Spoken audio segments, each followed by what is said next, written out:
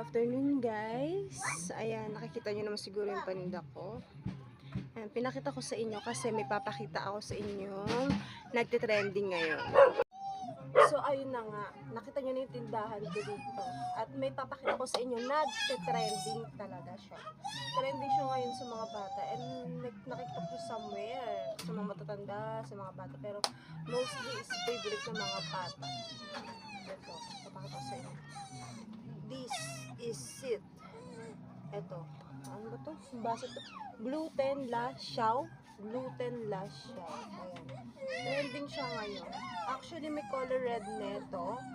Pero ang nag-aubos na daw kasi. Tapos, pinili ko is color violet. Halos naubos na rin yung mga nagtitinda ng dito sa lugar na to. Kaya nag-decide na akong try bumili kasi curious ako, ano ba talaga to? At trending siya.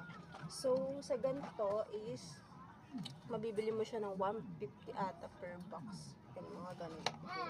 Mga 100 something. Tapos, ang laman niya is 30 pieces.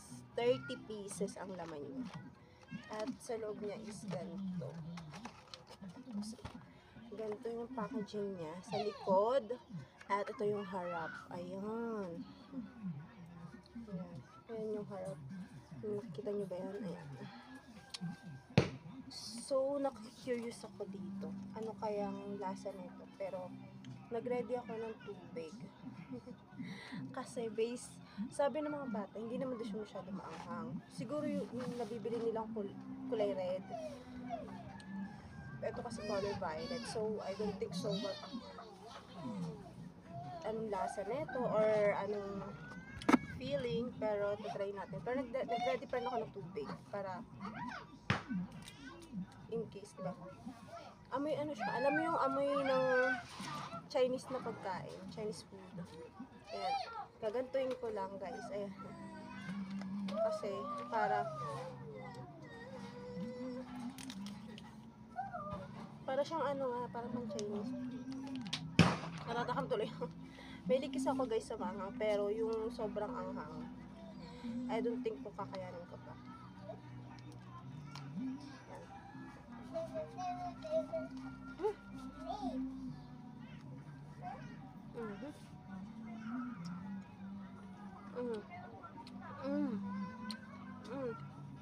Maharap, sobrang sarap.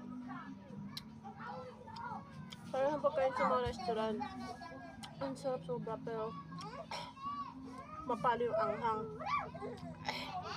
Nagmasok hanggang ilong ko. Ang ganito.